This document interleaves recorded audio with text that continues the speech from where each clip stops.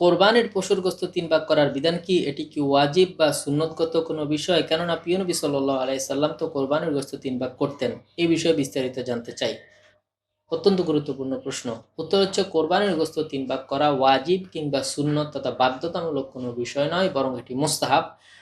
উত্তম কাজ, কেউ চাইলে এটি করতে পারে। জামে তিরমিজিতে আছে, হযরত বুরায়দা রাদিয়াল্লাহু আনহু থেকে হাদিস বর্ণিত আছে। তিনি বলেন, প্রিয় নবী সাল্লাল্লাহু আলাইহি সাল্লাম বলেন, আমি তোমাদের কোরবানির গোশত ৩ দিনের বেশি জমা করে রাখতে এই জন্যই নিষেধ করেছিলাম, যাতে ধনী ব্যক্তিরা গরিবদের মাঝে গোশত অধিক পরিমাণে বিতরণ করতে পারে। এখন তোমরা যা ইচ্ছা খাও, অন্যকে খাওয়াও এবং জমা করে রাখো। সুতরাং এই হাদিস থেকে বোঝা যায়, কোরবানি যিনি দিবেন, কোরবানির গোশত দান করবেন কিংবা নিজে খাবেন না অন্যকে দিবেন, এটি পুরোপুরি অধিকার ব্যক্তির নিজের। সুতরাং এখানে কথা বলার কোনো অধিকার নাই যে কোরবানির গোশত ৩ ভাগে করতে হবে এবং বিতরণ করে দিতে হবে, বরং এটি ব্যক্তির উপর নির্ভর করবে।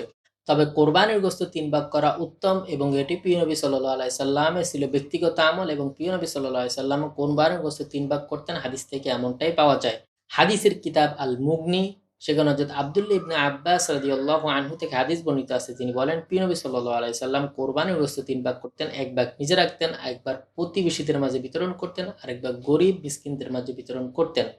সুতরাং এই হাদিস থেকে বোঝা যায়, প্রিয় নবী সাল্লাল্লাহু আলাইহি সাল্লামের আমল ছিল তিনি কোরবানির গোশতকে ৩ ভাগ করতেন। এক ভাগ নিজে রাখতেন, এক ভাগ প্রতিবেশী যারা আছে গরিব দুঃখী তাদেরকে দিতেন, একবার গরিব মিসকিনকে দান করতেন। এটি ছিল প্রিয় নবী সাল্লাল্লাহু আলাইহি সাল্লামের ব্যক্তিগত আমল। কেউ যদি এটি অনুসরণ করে তাহলে অবশ্যই এটি উত্তম কাজ হবে। তবে কোরবানির গোশতের মূল অধিকার ব্যক্তি নিজের। তিনি চাইলে পুরা গোশত গরিব দুঃখীদের মাঝে দান করতে পারে, কিংবা আত্মীয় স্বজনকে দিয়ে দিতে পারে, কিংবা নিজে চাইলেও পুরা গোশত নিজেই ভক্ষণ করতে পারে। এটির সম্পূর্ণ অধিকার ব্যক্তির নিজের।